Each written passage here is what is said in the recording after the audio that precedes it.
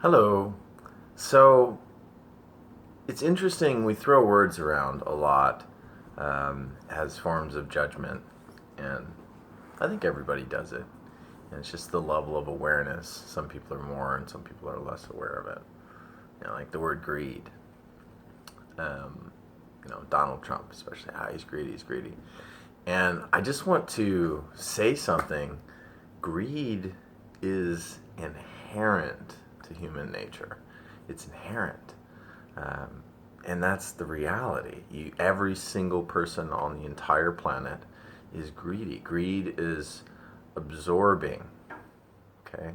And that's all you're doing. You're living your life, you're absorbing water, you're absorbing food, and the energy inside of you is circulating that food and transforming it into, right? It's breaking it down into its smallest parts, and then it's reharmonizing it into you. And so you can't eliminate greed. It's impossible. Right? So how how do we make that work? Right? How does that serve us?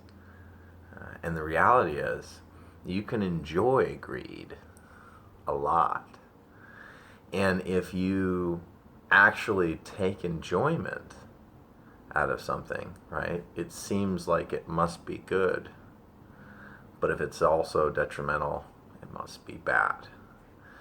But the reality is, when you look at greed, it's all based on point of focus, right?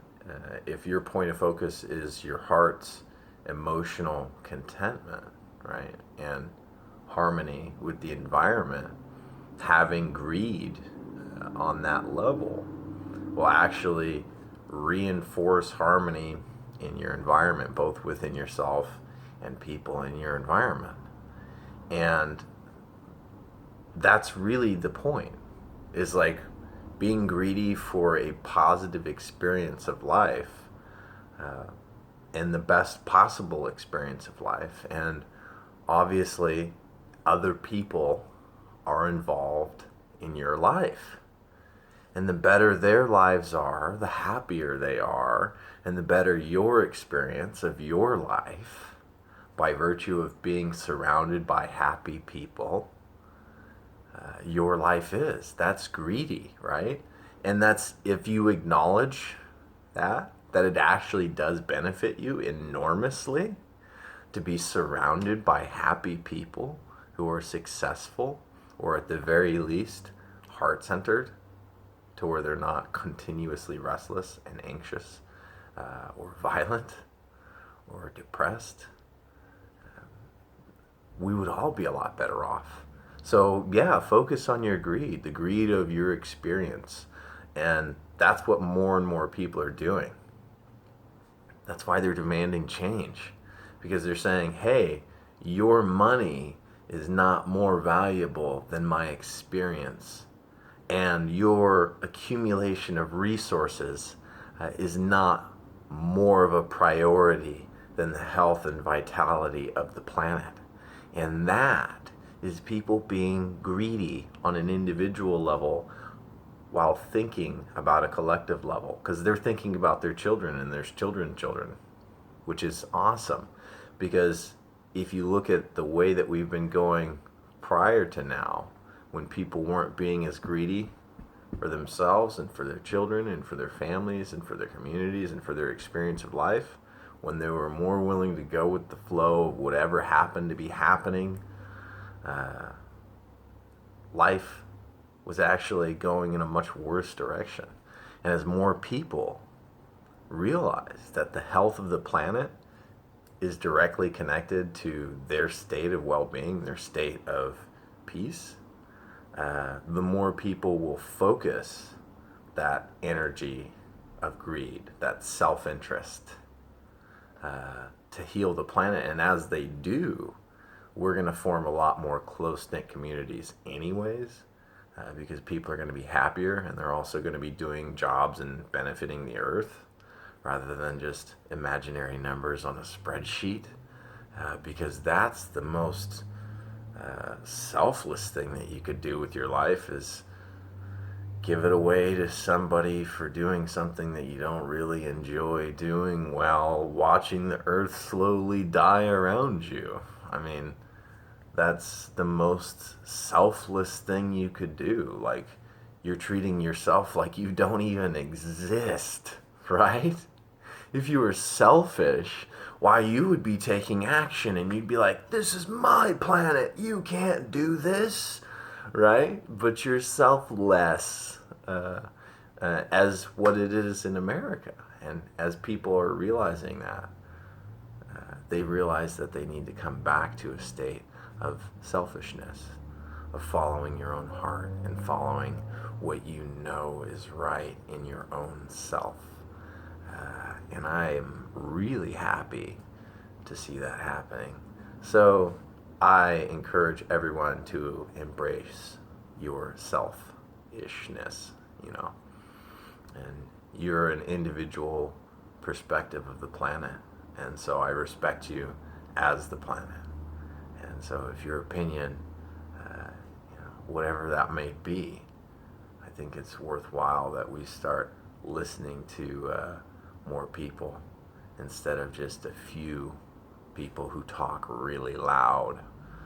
We need to start listening a little bit better. And I think that's about to start happening a lot more in the future. And that's really, really exciting stuff. Because that's what change happens when we're able to listen to those little whispers in that really inner selfish area of like, in a perfect world, what would it be like?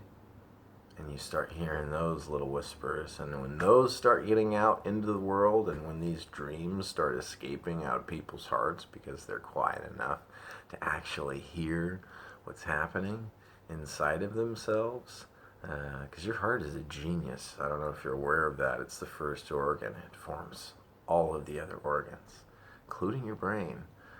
So it works in conjunction. But it is the electromagnetic powerhouse of your body. It produces all of the energy that your brain uses. You could get shot in the head and live. You get shot in the heart, you're done. That's why the Egyptians who studied metaphysics valued the heart so much, and they just looked at the brain as like a sponge for the heart's energy. And that's what more and more people are figuring out as they're starting to sponge in some of their own heart, and they're seeing that empower their minds and their voices. Because you say something out of your heart and it's true and it's based in universal harmony, it goes far, even without, blanket media coverage, which is awesome. And that's what's happening right now, and I'm really excited. I just want to tell everybody that so you can start taking a moment every now and again and just quieting yourself to listen to that quiet voice that you can only barely hear if you push everything, all the problems, all the anxiety has to get pushed out. And then you can hear that very quiet voice of, in a perfect world, I am. And it's different for everybody. That's what's exciting. 7.2 billion people, and it's a different I am. And as we become human beings, as we become realized, and as all these realized human beings start collectively organizing into a body, just like a body, more and more people are going to be transferring from the fat, which is pretty much, they're not good or bad, they're just kind of, they're fat. They're like potential energy. All these potential people that could be potentially amazing or potentially, feeding a consumer mechanism.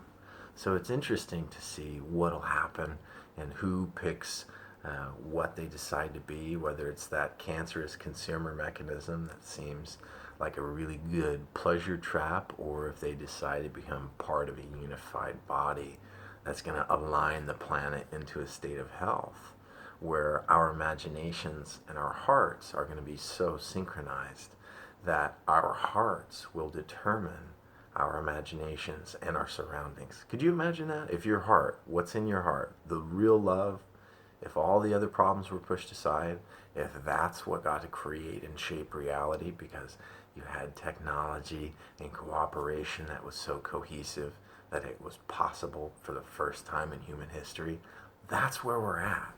That's awesome when you really think about it. And it's just waiting for us.